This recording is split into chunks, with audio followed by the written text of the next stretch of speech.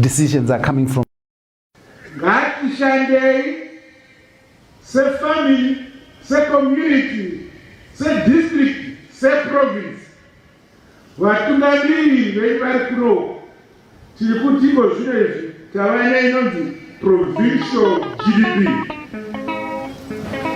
Devolution.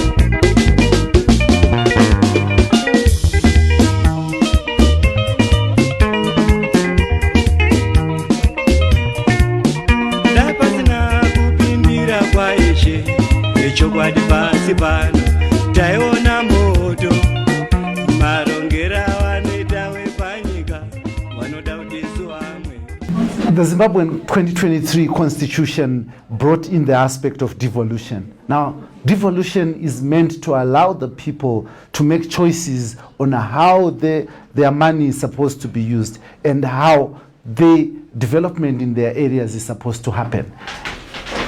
Many have said this has not been the case. The people are being left out in the matrix. They are not being allowed to make decisions about development within their own communities. Decisions are coming from central, being forced on local authorities without consultation. There's also been lack of a legal framework to allow devolution to be seamless. Some have said government is only paying a token move towards devolution. They really don't want to devolve power. Now we are going to be discussing this, the situation right now, proudly brought to you in partnership with Kotrad in Masvingo. We're going to have a two-segment discussion. On the first segment, I'm going to be joined by the CCC Secretary for Local Government, Jacob Mafume, who also is the mayor of Harare, who's going to discuss on how local authorities see this aspect of devolution. And in the second segment, I'm going to be joined by civil society represented by Yasin Nara. I'm also going to be joined by ZANU-PF legislator Tatenda Mavetera, who's going to be talking to us about the role of parliament in making sure that devolution sees the light of the day. Now, this is the situation right now in proud partnership with Kotrad. Join me after this break.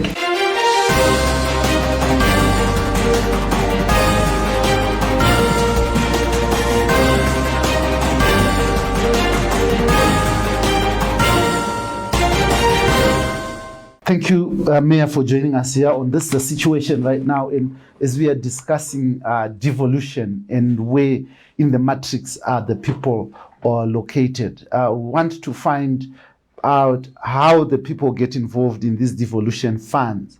Local authorities have been saying that they are not consulted, or the people are not consulted in this devolution process. But let's start from there. How are people located in the matrix of devolution in Zimbabwe?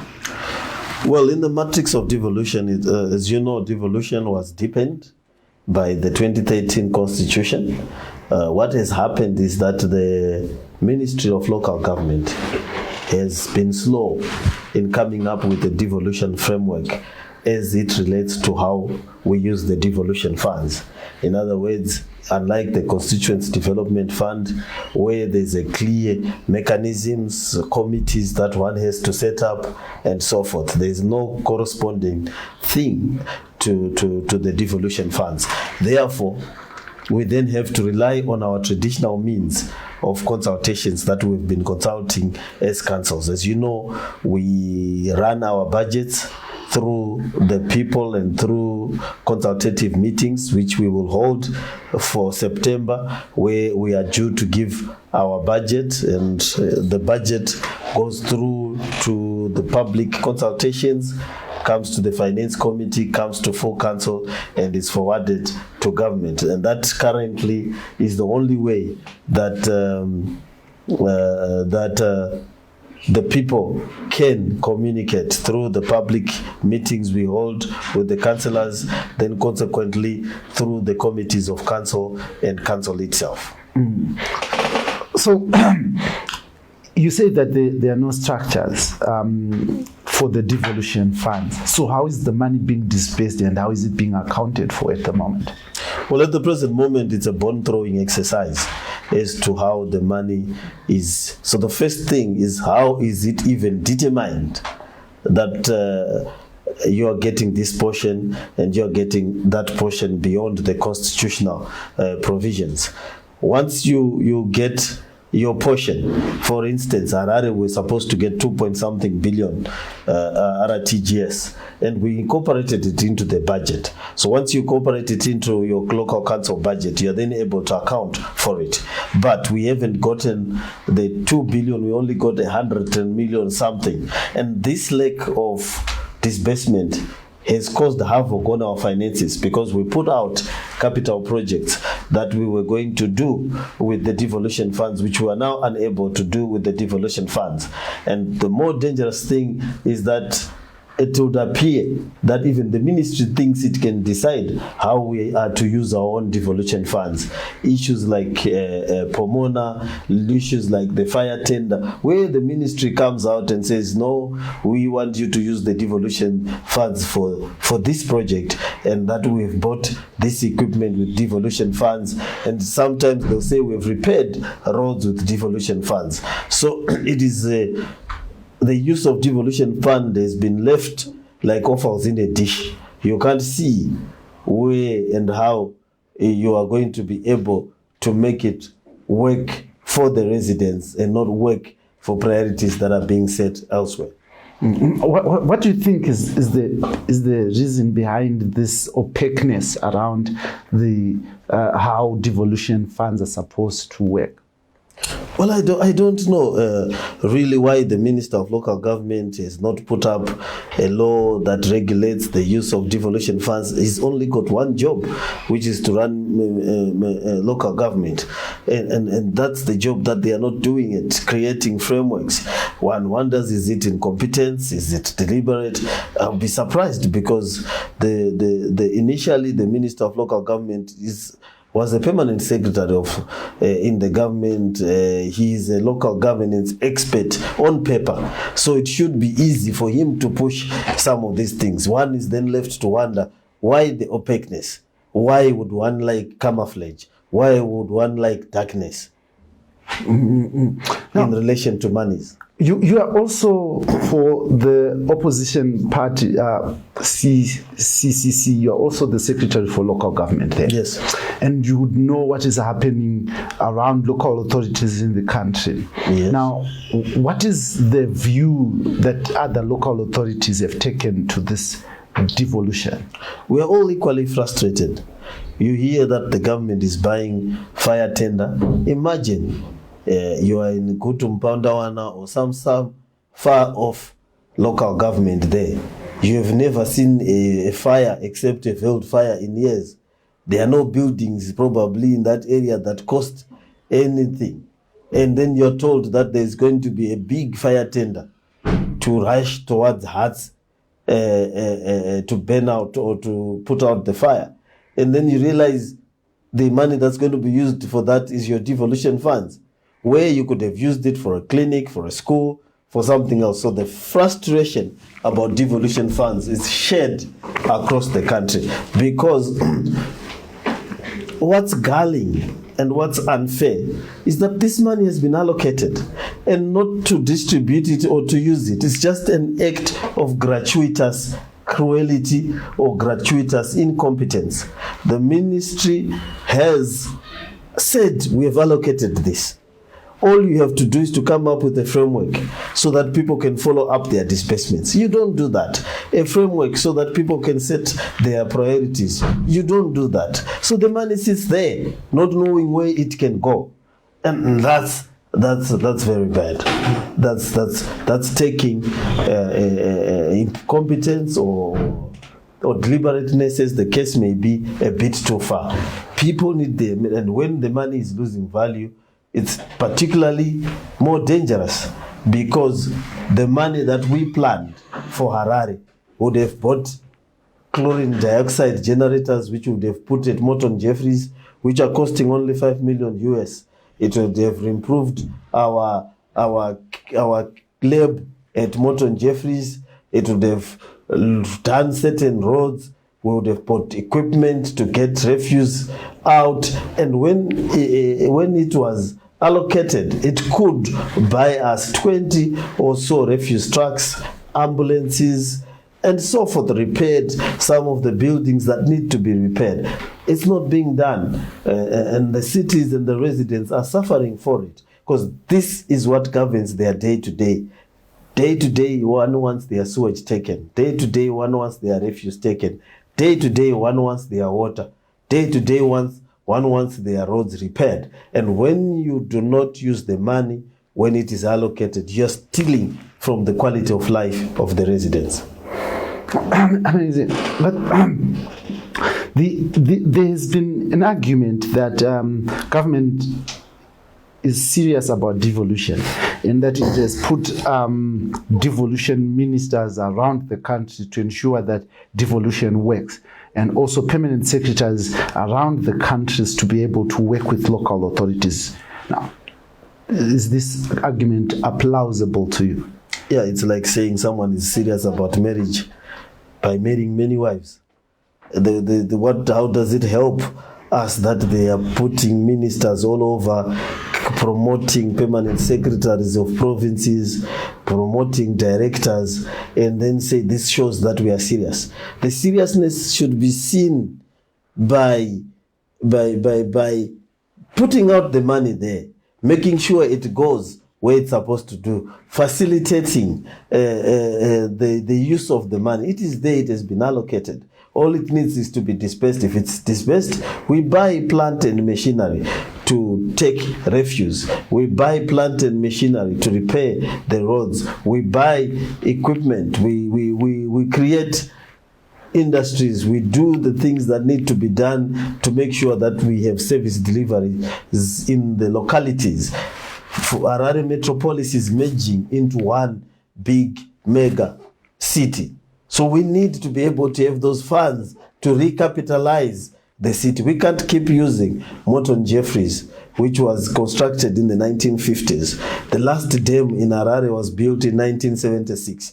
Right now, they took the roads from the city. They are failing to build one new road. I've challenged Zinara to show me one new road it has built for Harare. Nothing. And tarred it. Nothing. They took our power station. They can only produce 15 megawatts from 110 capacity power station, because we're not recapitalizing the things that were built long time ago to cater for the residents. And that's what we wanted to use the devolution funds for, to be able to say we recapitalize, we repair the street lights, we build chlorine dioxide generators and Morton Jeffries, we clean the water better, faster, and in bigger quantities than we are putting. We buy we build the canal from the Marondera area to Harare so that we can give water, clean, fresh water to the residents. 70 kilometers, 80 kilometers, there's lots of water going to Mozambique. But because someone is sitting on frameworks, we cannot recapitalize our cities, and at the end of the day, we fall back on service delivery. Mm-hmm. So is devolution the panacea to improving service delivery for local authorities? It is one of the panaceas to recapitalize the cities.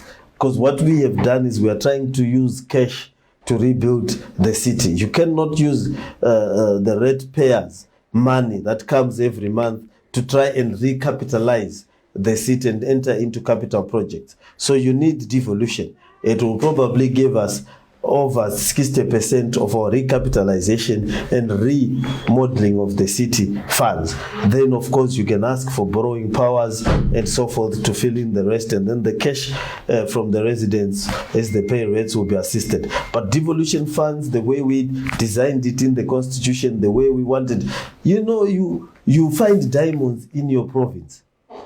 You are forced to celebrate that your diamonds have built a clinic in Vic Falls, where there are no diamonds.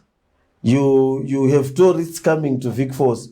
Yes, you are told to celebrate development that is being done elsewhere.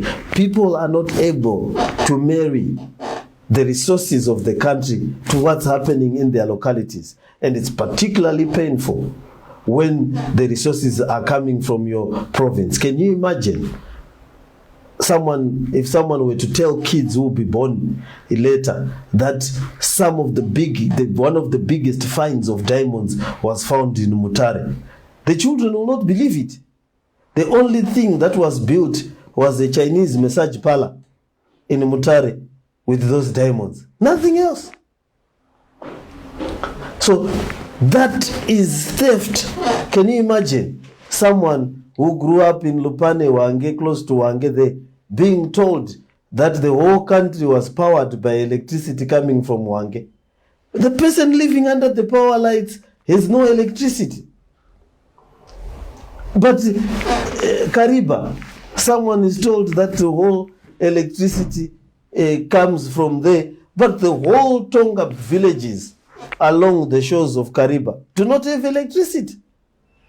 So devolution was supposed to deal with this mismatch, where the nation has a parasitic relationship with where it gets its resources, so that we are able to develop the localities using resources coming from there and also our shared resources. So in many ways, it is not only negligent, but almost borderline criminal negligence that the Ministry of Local Government has not put up a framework and has not taken devolution funds seriously.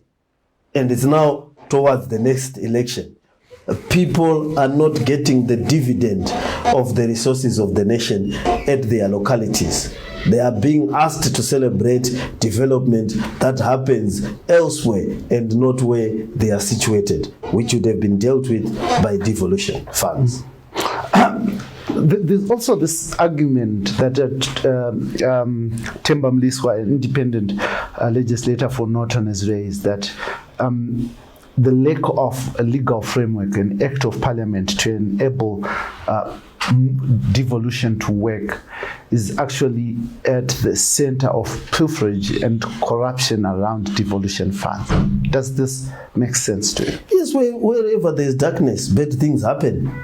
If there is no framework, bad things happen. Whenever public funds are dealt with in a manner that is opaque, that is obfuscated, that has no formula, a predetermined formula, then anything can happen. Right now, the ministry wants to pay Pomona using devolution funds.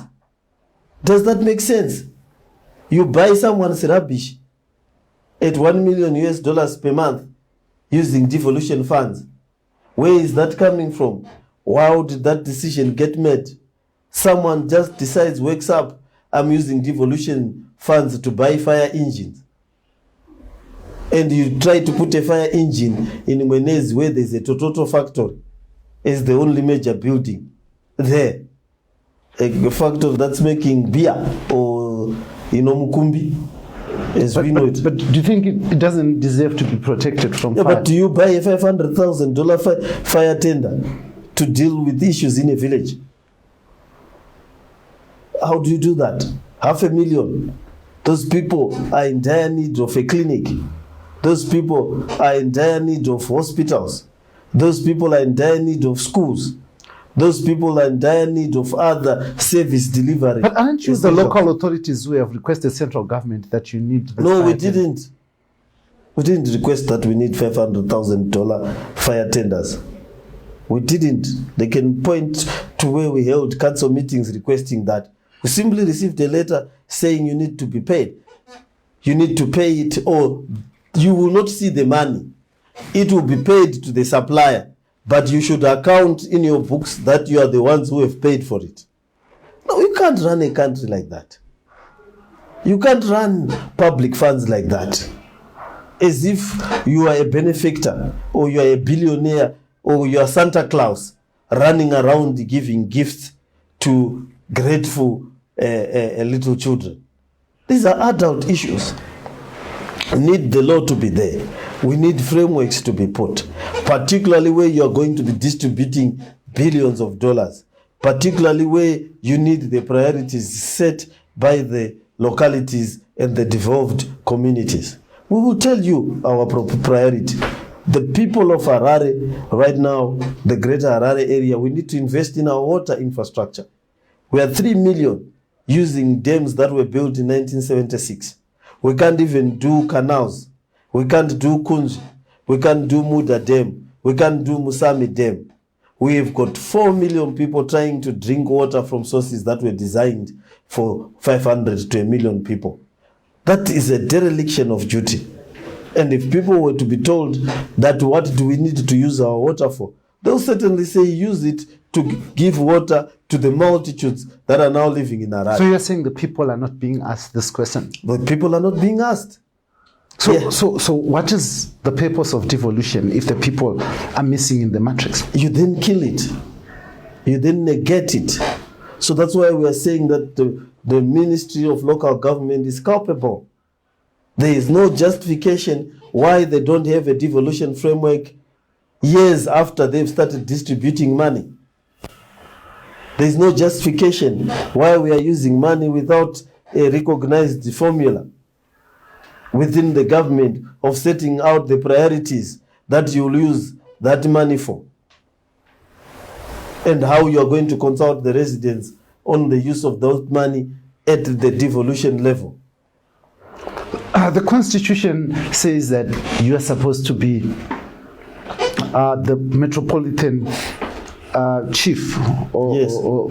but you've got a minister. You had a minister before he passed on, who was the minister of devolution in Mashingo. We've got a minister of devolution who's there. What is their purpose? Because they are not provided for in the Constitution. That's why they are moving around like headless chickens.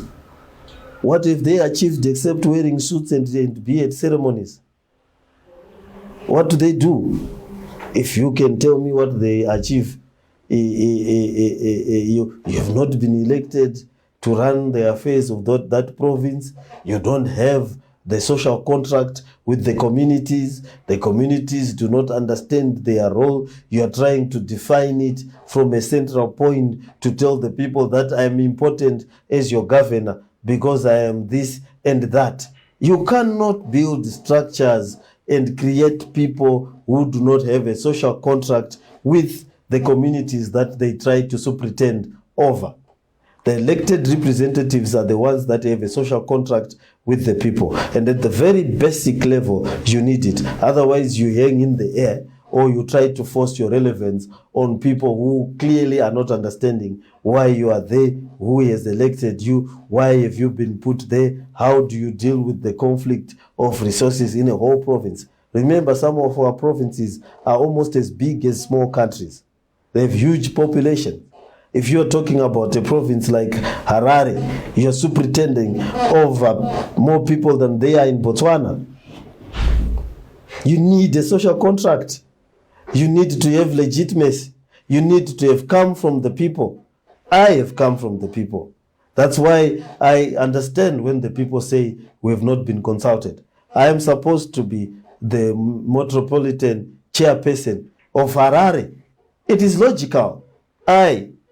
We as Harare supply water to Epworth, Norton, Chitungwiza, and so forth. And I'm using the ratepayers' money from the Harare ratepayers to do that. I am the one who enable all those people to travel in and within Harare. We educate them. We treat most of the people. We are producing over 3,000 babies per month for the province. The health of the province. Everything is what we superintend on. We plan where there ought to be a service station, where there ought to be this, and so forth and so forth. So the argument is that local authorities have been very, very corrupt, and provincial ministers and provincial permanent secretaries are supposed to make sure that you are in line with the national ethos. Now, do you want to run away from accountability, from their role to make you accountable? If local authorities have been corrupt, where is Pomona coming from? It certainly hasn't come from a local authority. Your councillors signed for it. We saw papers. No, they were forced to sign. They were told that it is cabinet which wants them. They've been giving us corrupt deals. They've been giving us corrupt deals. We are not the ones who initiated most of the processes that have been initiated in this country. Where did the fire tenders come from? If it is the councillors, where did those contracts originate from? The major pieces of corruption have all come from central government, and we've been recipients, we've been cajoled, forced to enter into handshakes with the devils. Handshakes where our fingers get stolen as soon as we finish the handshake. As in Pomona, they want even to take our rubbish. So it's not only the fingers that can go, even your waist goes. We have been the victims of these things. And we are trying to fight back. They then say, who has destroyed the roads? They took Zinara. We had built an extensive road network as Harare. 2009, they took over the roads. They've not built a new single road. At some point, they bought aeroplanes using Zinara mine. At some points, the Zinara executives were going to gyms, getting hair done and holding lavish parties because the money was too much. They have not built. Right now, they say they want to build roads. Go at Southampton. A 500-meter stretch of road is taking 5 months to finish. They dug up a Masosha of road. They can't finish. They can't even finish roundabouts. Go at Warren Park and a gateway from Bulawayo. Someone digs the whole roundabout, leaves it like that. That's not council. At central government, they created an abbreviation called ERRPP, as they do every time they want to do something. They find letters in the alphabet. Now we can't recognize our roundabouts. Which contractor takes a year to do a roundabout? We did roundabouts that they were claiming in Harare Drive there, beautiful. We did the roundabout in High Glen. We finished it in time. They are the doyens and bishops of corruption. We are just recipients of all these things. They have taken Zesa Power Station, 115 megawatt station, produces 15 megawatts per day. Council built it, they took it. It can't produce electricity. Thank you very much, Mayor Mafume, for joining us on the situation right now. But before you go, just in conclusion, what is devolution working for to deliver? Is it the people? Is it the elites? Or it's somewhere with them? It should be for the people.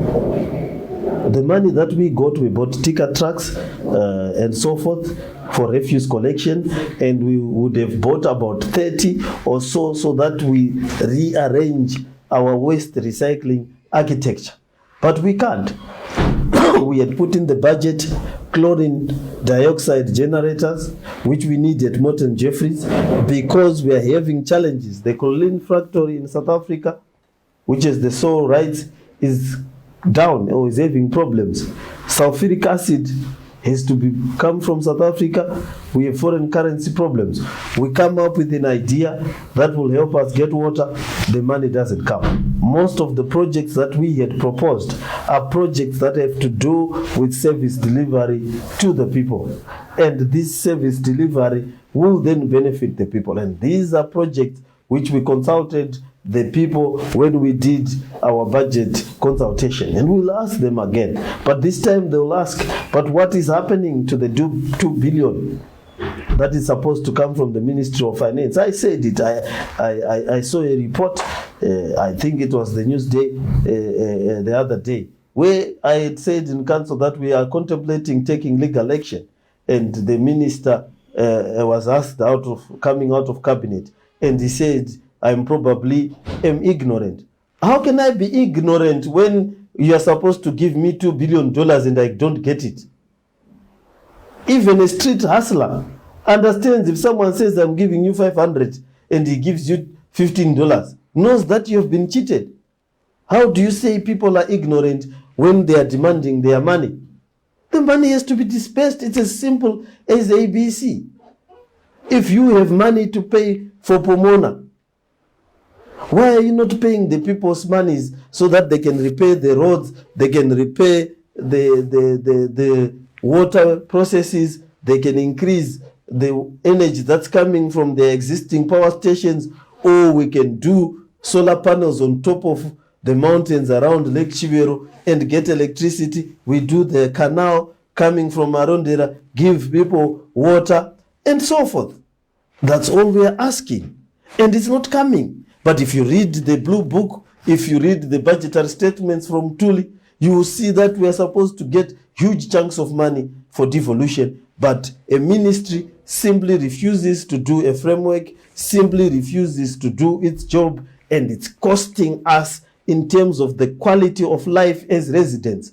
The years that we have lived with the quality of life being poor, we're not going to get them back. No one is going to return the years of poor service delivery. Every day that passes with our quality of life not improving is bad, particularly if somebody is sitting in the process. And you know, some of these ministers and permanent secretaries, their cars come on time. You will never find them complaining that the cars that they are supposed to get have not come in time. They come in time, beautiful cars, which they drive on bad roads. We don't get those things as councillors. And we are there at the devolution level crying with the rest of the residents that it does not make sense to take months to finish a road at Southampton. It does not make sense to take months to finish a road on Samora Machel, or a roundabout for that matter. Which country does that? Fails to finish a roundabout on time, inconveniencing the motorists when you were supposed to make it better. Those are overnight jobs in other societies.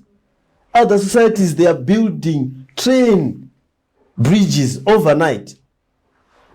Thank you very much, Mayor Mafume, and also the CCC Secretary for Local Government across the country. Now, this is the situation right now with me, your host, Dara Blessed Mhlanga, in proud partnership with COTRAD. Now, we are going to cross over to the second segment of this situation right now, where I'm going to be joined by Yasin Nari and Honorable Tatenda Mavetera, who are going to also be discussing this issue around devolution and where we locate the people in this devolution. Now, just join me in this second segment of the situation right now in proud partnership with COTRAD. Thank you very much, Honorable Mayor Jacob Mafume.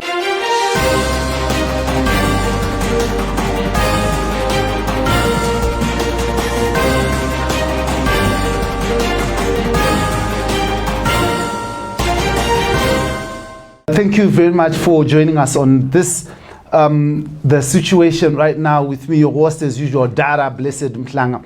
Now, government has been talking about devolution. In fact, just over this weekend, President Emmerson Dambudzo Mnangagwa urged all provinces to fast-track devolution and make sure that powers are devolved to the people and that communities can begin to decide what they want to do with their resources and what they want to do in their communities. But there has been a voice crying out there that devolution is not being implemented as it should be. In fact, there is no enabling act to ensure that devolution begins to work as envisaged in the Constitution, and that the people are lost somewhere within the translation.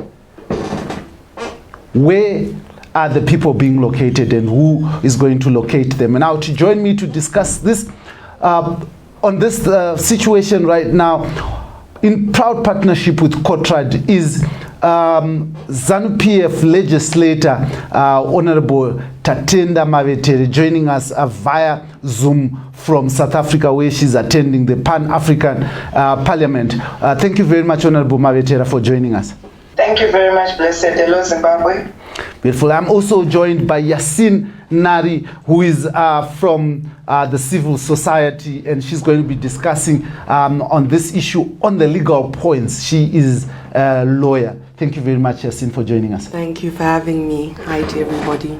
I'm going to start with you, Honorable Mavetere. From a parliamentarian point of view, let us talk about the devolution that is in the Constitution and the devolution that is on the ground. Are these two the same? Okay, thank you very much, Blessed. Blessed, devolution is devolution. Because we need to understand that when we're talking of devolution, we're talking of the decentralization of resources going on to the wards, going to the wards levels, and I think that's what we're talking about. So for me, I feel that it is the same, but we need them to be able to understand that devolution has been enshrined in our constitution, and it has said that we need to make sure that we establish also an enabling act that is supposed to also be able to make sure that we have effective devolution. But however, when I look at it, I feel that the reason why right now as a country we are still talking of devolution, we are talking of it because we are getting it from the Constitution, which is Constitution on 301, Section 301 of the Constitution, Section 3, whereby it says that we need to at least be able to make sure that not less than 5% of the national revenue which is raised in any financial year must be allocated to the councils and also to the provinces and local authorities. So I think that is where we are getting it from, and then we are able then to be able to make sure that we devolve funds in line with this section of the Constitution. Amazing. Now, Yasin, I'll come to you, Yasin. The Constitution talks about setting up of provincial councils.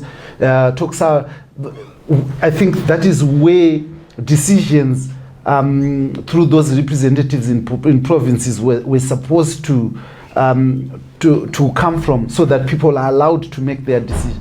So in the absence of those mechanisms, are people being allowed to speak? I think not necessarily, because without the proper structures in place as dictated by law, you can't necessarily say that people are being given an opportunity to be represented or to rule themselves or participate themselves. So I think without the law being in tandem with what it should be as established in the Constitution, no, not necessarily. And there's a plethora of other issues that come from the fact that there's no legislation to regulate this devolution process. Look, I want us to look at the issues that have been happening of late. I'll take, for instance, the issue around fire tenders, Honorable Mavetere, where local authorities are saying that, look, there's no way we did not even request fire tenders, but yet government, which is at the center, is saying local authorities are going to get fire tenders from Belarus. Now, is that devolution Is that still devolution? Okay, thank you very much. I think we need to understand that devolution is supposed then to be administratively be done by the 3 tiers of government.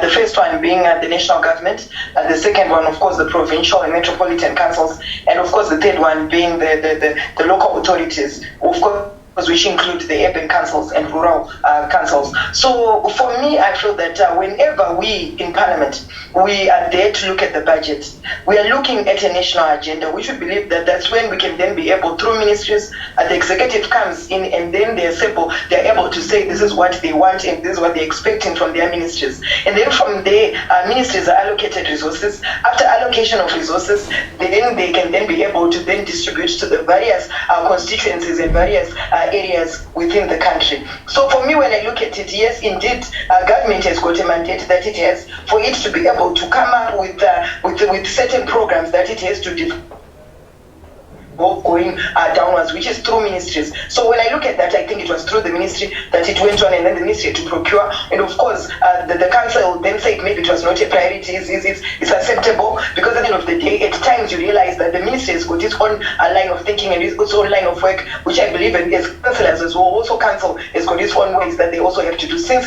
these are all 3 tiers of government which have got different plans that they do in each every of their work. But Yasin, is that not what devolution seeks to run away from, these 3 tiers of government working differently on the same project? I would agree. The thing is, we're trying to decentralize power and give our local authorities or provinces the power to make certain decisions for themselves as being the closest to the people. So to continue to have a centralized thought process where everything comes from, the national government and trickles down to our local authorities or provinces, I think that's the opposite of what devolution is actually supposed to be doing.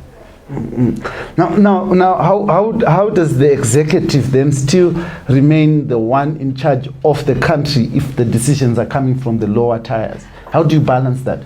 There is a serious need for cooperation and working together with those lower bodies and the national government. So it's not as if we're saying that you've been given your powers, go and do what you want. It's still a cooperative effort. So when you speak of devolution, it's not necessarily saying that the government is chief and everyone else follows, or the people make their own decisions without the involvement of government. It's a process that encompasses communication, cooperation to make certain determinations. But again, I think we're even going a little bit too far without the correct legislation in place. Because as it is now, we're basically speaking off the top of our heads. We don't have a law in place outside of the Section 301 that we have in the Constitution. There is no law giving us clear parameters of how this devolution process will work, which then makes it very difficult for us to have a solid discussion, because we have no legal framework or guidelines in terms of implementing devolution. Honorable Maweta, how are you as Parliament allowing funds to be disbursed? Because I know funds are being disbursed in the name of devolution, and there's no enabling legislation. Why are you allowing this to happen as parliamentarians? Thank you. I think it's not that we are allowing it to happen. We need to understand that right now there is indeed some legislation which is actually allowing that. It might not seem to be legislation, but the supreme law of the land is the Constitution. And I think right now what they're using is indeed Section 301, Section 3, which talks of the 5%. If you look at the amount that is going to hold, I think it is that 5% that we talk about, and it is also going to provinces. And again, I think in November 2020, I know the government approved the devolution and decentralization policy, which was supposed to spell out strategies of a successful implementation of the national agenda, which is devolution, to promote also development across the 10 provinces. So when you look at it, the policy also being there, and indeed also the Constitution, I think indeed there is no way that we can then be able to say they can't disperse. Yet in fact the Constitution is quite clear that to say that 5% is supposed to be allocated to provinces. So indeed, that is what is being used right now. And again, the establishment also of the Minister of Devolution, who was then the Minister of State, now is going to be charged for making sure that we practice within each province. And also we've got the permanent secretary who has recently. There are also structures administratively which are being put in place to make sure that we're able to make sure that devolution goes to all provinces. But the offices that you're talking of, the permanent secretary, the provincial minister, the provincial officer who is also now at the level of a permanent secretary, all these are offices of central government. Is that not defying the purpose of devolution at the center? I think perhaps I could jump in. Yeah, sure, please. Yeah, I think we've lost there, but yeah, you can just come in. I just wanted to highlight the fact that we are talking about, government has made allocation for disbursements in terms of the devolution policy, right? I think to date, and these are rough estimates, I think the government has allocated about 2.2 billion. And to date, what's accounted for is about $484 million. Now, this is the problem of not having an enabling act, that contributes to the regulation or, making sure things are done in order. What we have now is, we're speaking of devolution, there's money being given, which we think is a wonderful thing, but most of it has gone missing. With its corruption, people have taken this money, etc. There's no way to track what's happening with these funds. And given the environment where we're in, where there's corruption, money goes missing, I think that's a serious problem. And I think it was in Kai, where I think it was last year, there were issues where devolution funds were given.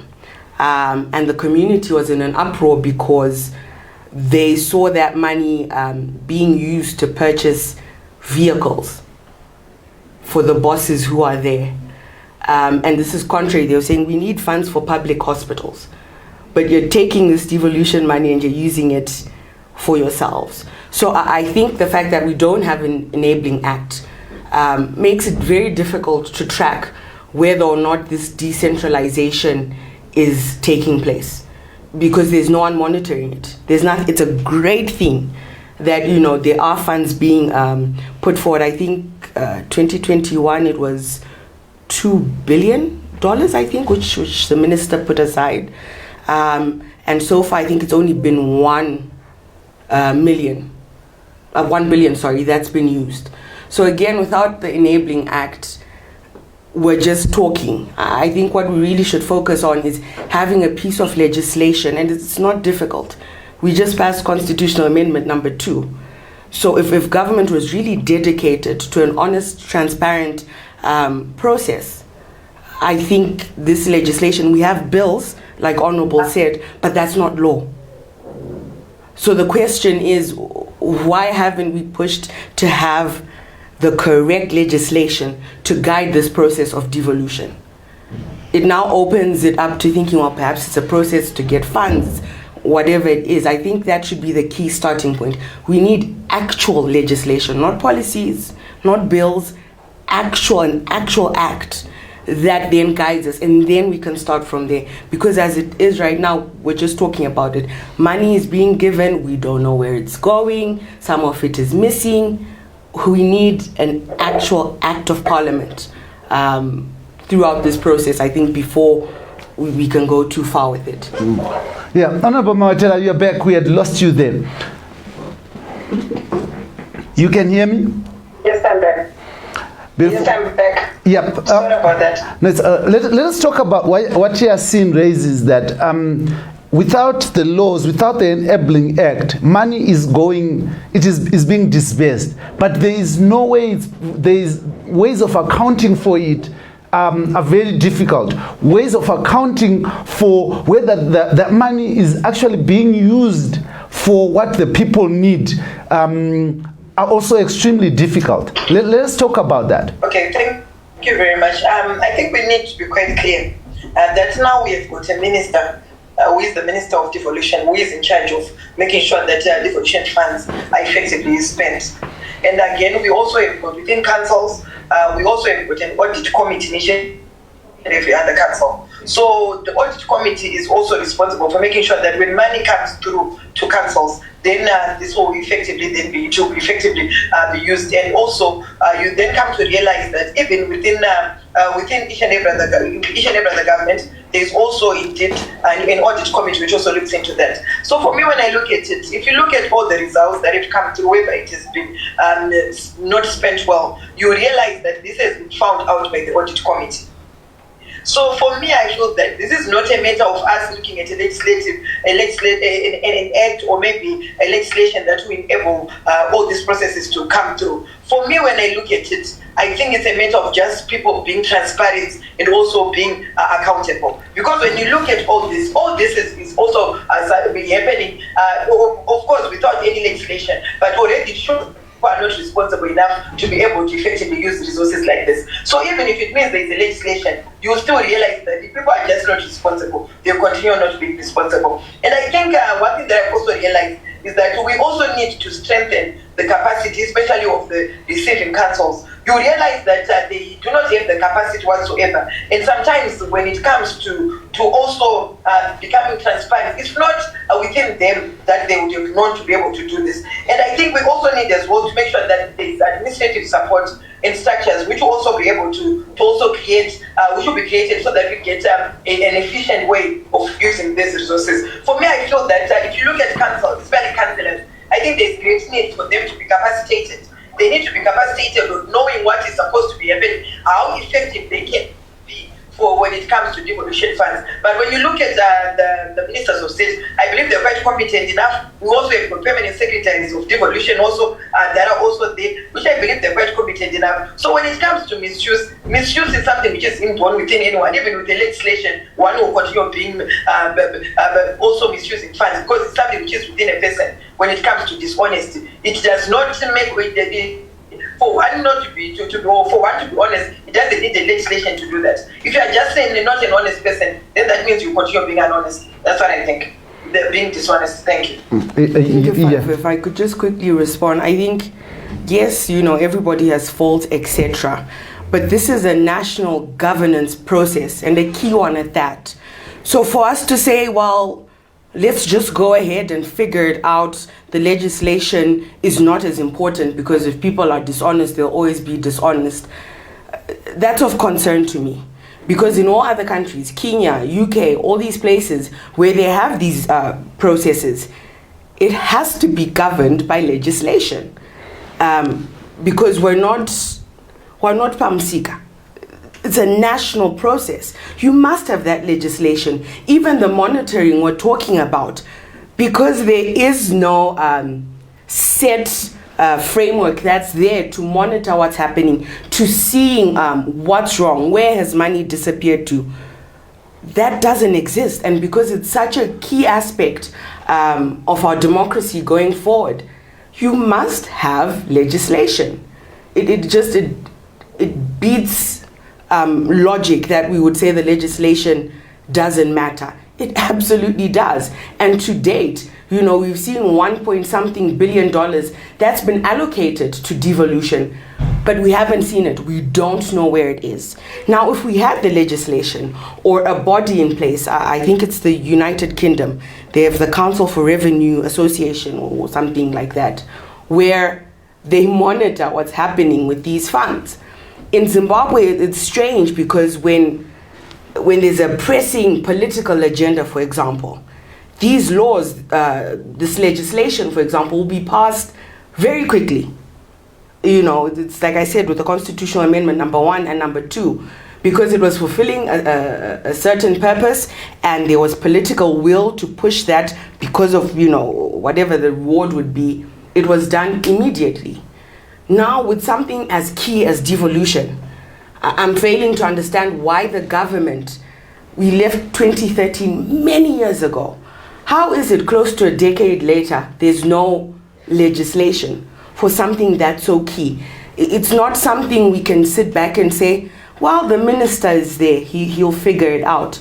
That's not how it happens even in other countries. You must have set structures to control, to regulate the devolution process.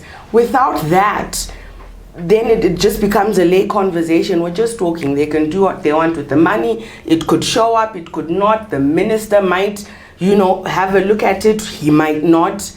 It's puzzling to think that we can talk about this process without an enabling act. It just defies logic. It really doesn't make sense. That's where the conversation, I think, should be. Look, Honorable Matera, you continue referring to structures which involve central government, the minister, the permanent secretary, the minister for devolution, the provincial secretary, who is now also a permanent secretary. All these are structures from central government. Where are the people? Because the idea of devolution was to ensure that central government remains at national level and not to devolve central government to local level, but to allow local level to make its own decision. Now it just looks like central government has gone to local government. When I look at, I think let me also respond to what Jan was also talking about. I think the Minister of Finance on NDS 1, I think it was, it's on paragraph 728, page 181 of the NDS 1. He says that the Minister of Finance and Economic Development, he said it quite clear that they noted that there is need for legislation so that we can ensure that devolution funds can effectively be used. It was quite clear, showing that indeed there is that willingness for us to be having that legislation. But however, the question that you asked, especially on concerning decentralization to the local government, for me, indeed it's quite good for us to decentralize and get to the councils where we always speak about. But when I look at it, if you look at the structure that we have in our country now, we've got the CEO. The CEO is there and also which is there. These people are working hand in glove together to make sure that devolution would really work well. And I think they're also working with the Minister of State. This is the structure which I think has been there. I understand that right now, as we speak, there's the crafting of the Provincial Councils and Administrative Amendment Bill, which is then expected to clearly define roles and also responsibilities and also parameters of the 3 tiers of government to avoid duplication of functions. So when you look at it, I think this bill, just also the government also making sure that they craft such a legislation. For me, I feel that that is also a step in the right direction to make sure that at least they're having certain provisions which are there, which will also enable us to have these laws, which will actually enable us to have to make sure that provincial councils will actually be effective when it comes to devolution funds. But however, in Parliament, I think it's quite clear.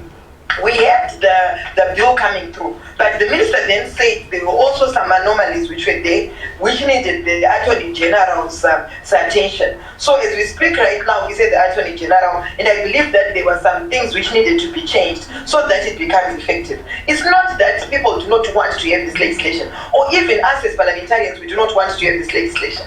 Everyone has the willingness, everyone is quite very much happy to be having this on board. But I think we need to be looking at the structural matters, which I think are also quite important for us to make sure that we enable this. When you look at this, you realize that we have got the DA, we have got the CEO, and then we have got also the minister as well. If you look at this, I think there is need for us to have certain parameters which will then be able to define each of every of those roles, so that at least we know that they don't duplicate, they don't continue conflicting. Because as it stands now, when we see the CEO also being accountable to these resources and also also having those consultations where she invites or he invites people to come through. For us, we feel that the individuals and also the citizens are also being involved. Because when you look at it, they also have these consultations that they do. The CEO calls for them, of course, through the council, and people come through, and then they also effectively participate on what and how the devolution funds should be effectively used. So when I look at this, I think this is also one thing that I also think that indeed it's not that the citizens are being left out,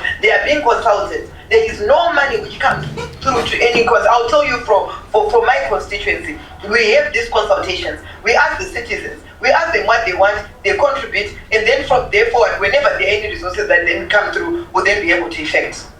But as you say consultation, and you are saying, let's talk of your constituents. I'll tell our partners, Kotad, based in Masvingo. The people in Masvingo are clear that they want issues around water, around sanitation to be dealt with.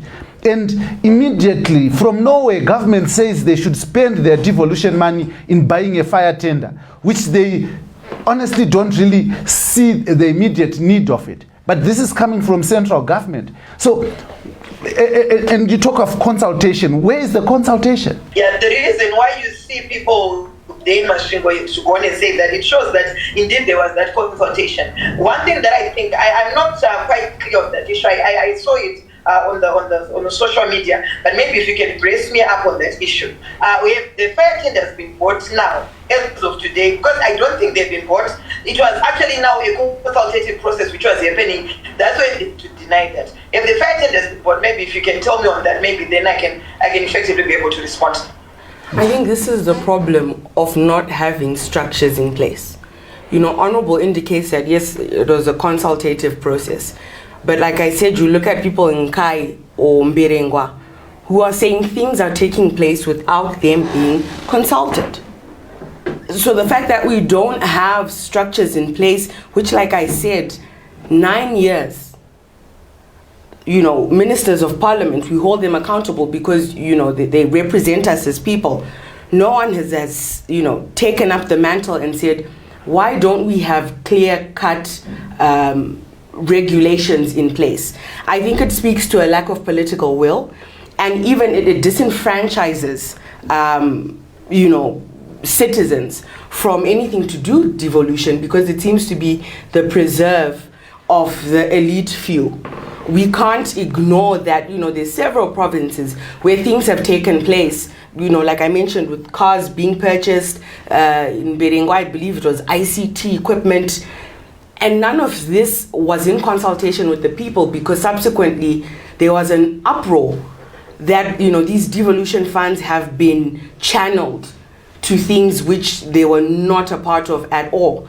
So again, you know, for our MPs, for our senators, who, by the way, are supposed to be involved within our provincial councils in terms of the devolution process, they're not even there. They're not doing that.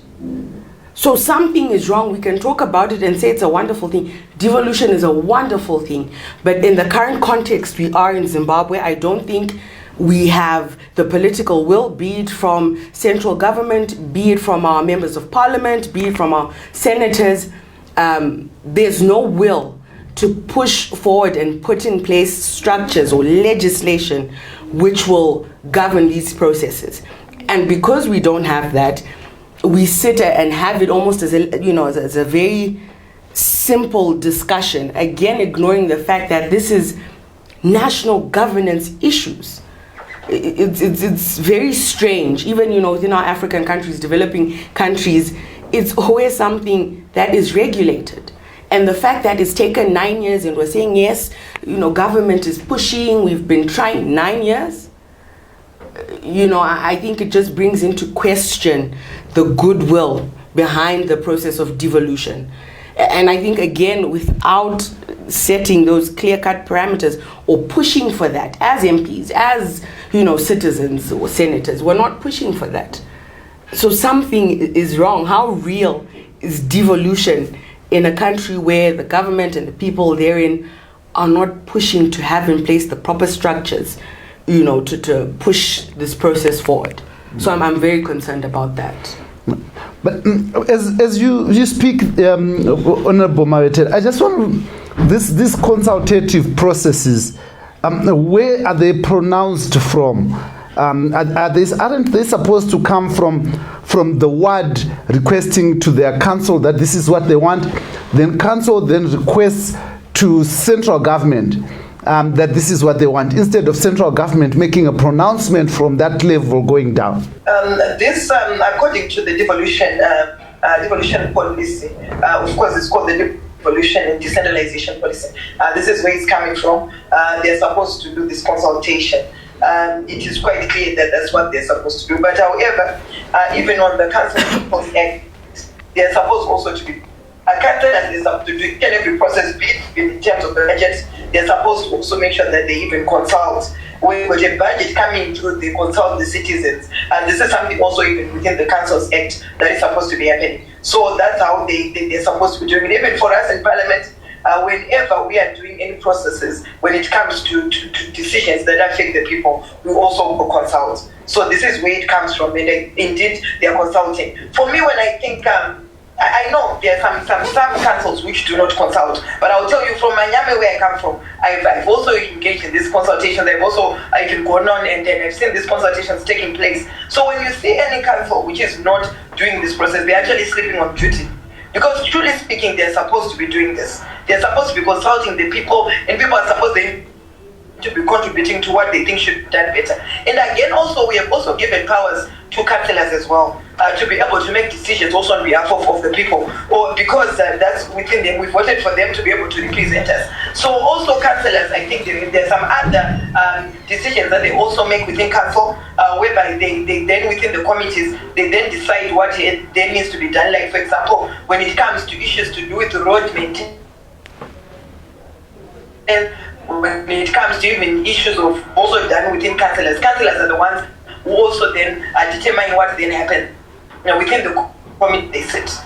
Yeah, but my question was, where do the requests come from? What is the process?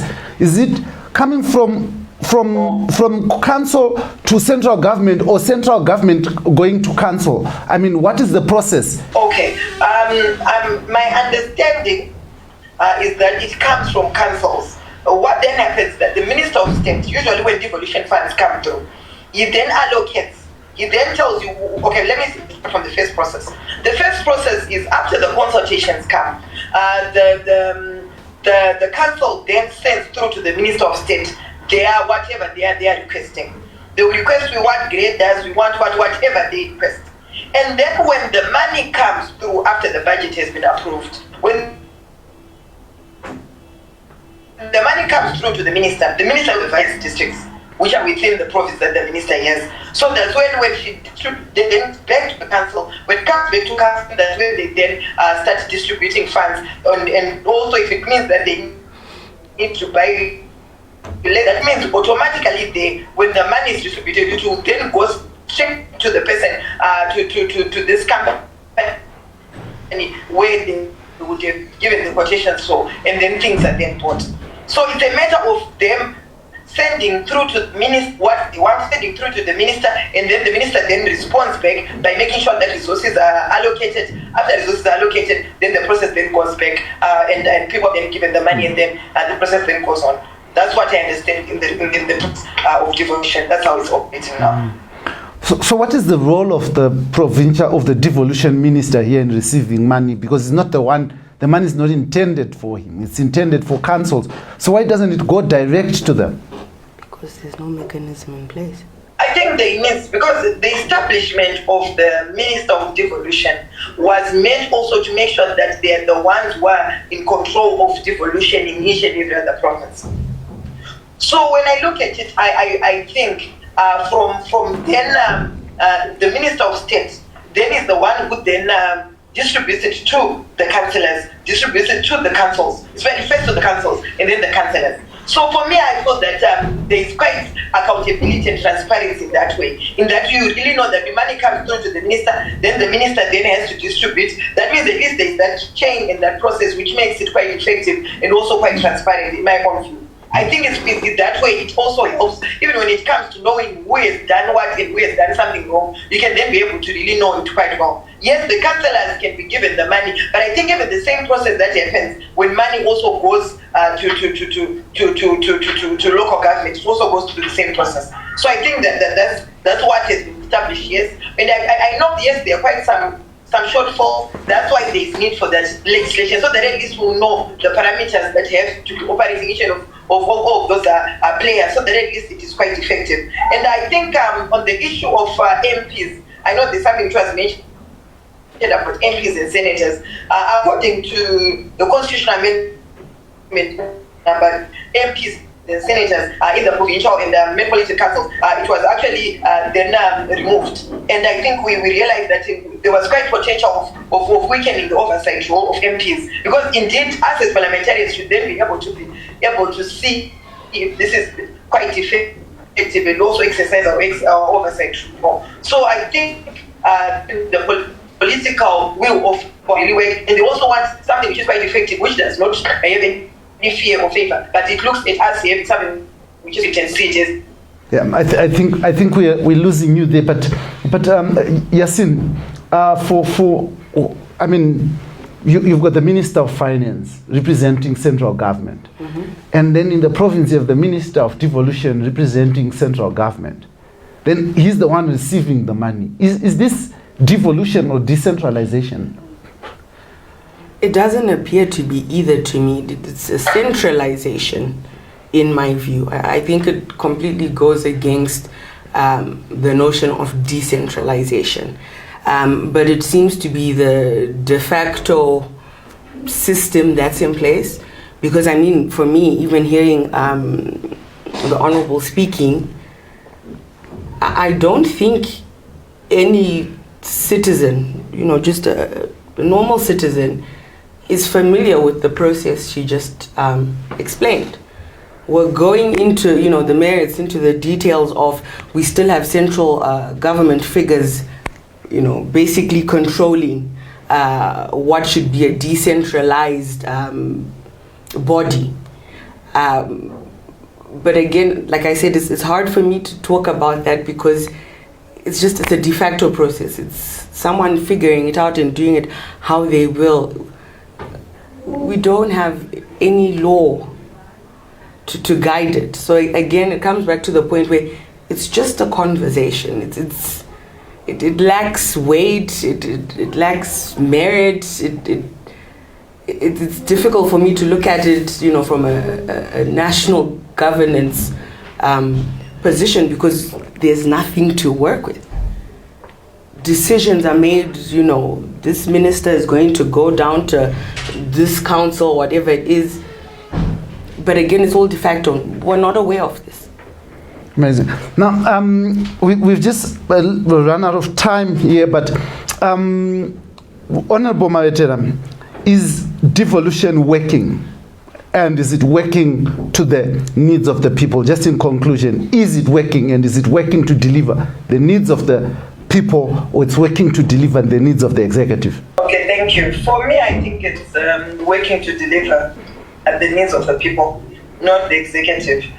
Because truly speaking, when I see what is happening, I can only speak of what I've seen.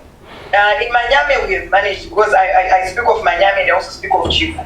I've seen the purchase of equipment that is there to benefit the people. Like, for example, the board drilling machine, you see that it was purchased through devolution funds. So it then enables council to then be able to start drilling balls for the people. So when I look at it from where I come from Segej, format like you, I've seen it quite effective. It has benefited the people. But of course, sometimes when decisions are made, maybe there are some people who then don't get involved, maybe because they don't have the information. But truly speaking, there is that consultative approach that I've seen happening, which then makes the council start having budgets, which they then forward to the provincial minister. But I think what also is quite important is I realize that now with the new structure which is there, you realize that the minister is the one who is in charge of devolution. There is not the person who is then duplicating whatever she's supposed to be doing. And you realize that there is also the permanent secretary, who was then the PDC. So for me, having the permanent secretary there, and also the minister there. It shows that now they're working closely together. Just like even in the executive, we've got a permanent secretary and we've got a minister. So I think now when it comes to the administrative and structural issues, I think already we're setting a foundation to make sure that even when devolution funds come, they will actually become effective. But however, people still get it quite confusing to say, why is it money doesn't go straight to the councils? For me, I think there's quite that accountability which is needed.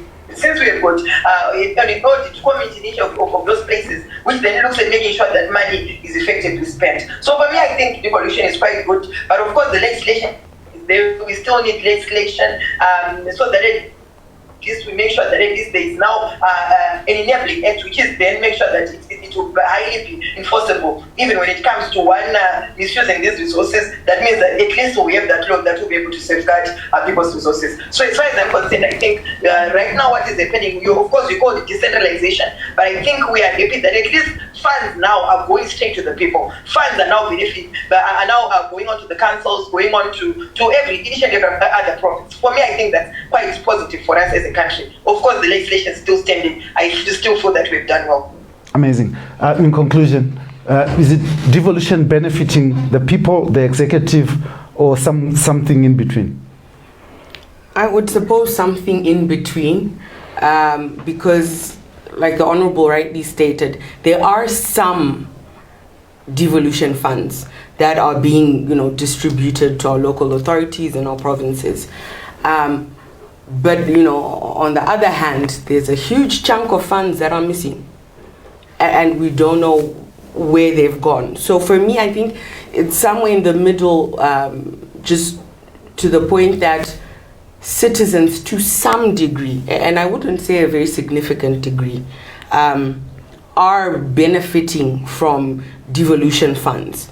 But I think as it currently stands, it's still lacking in a very real way.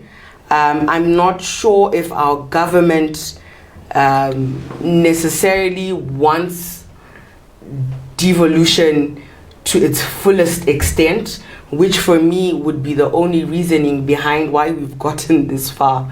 When 2022, the Constitution was promulgated in 2013.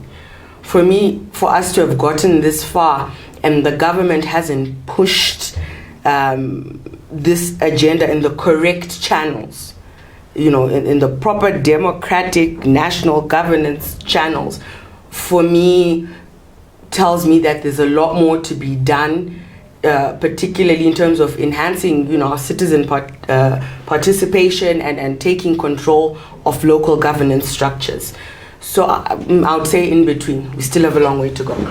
Thank you very much to my guests, Yasin Nari and the Honourable Tatenda Mavetera from South Africa. Thank you, Honourable, for taking time out of the parliamentary processes that you're doing there in South Africa to attend to local and national issues. We are mostly indebted. Thank you very much. This was the situation right now. This is the situation right now with me, your host, Dara B. Unfortunately, the mayor couldn't join us. The mayor of Harare, Jacob Mafume, is also a representative of the urban, of UCAS, Urban Councils Authority, and was going to be talking to us about how councils feel about the devolution process and how the money is being used. But we're going to try and reach him to make sure that we hear the voice from the local authorities themselves, who are supposed to be the direct beneficiaries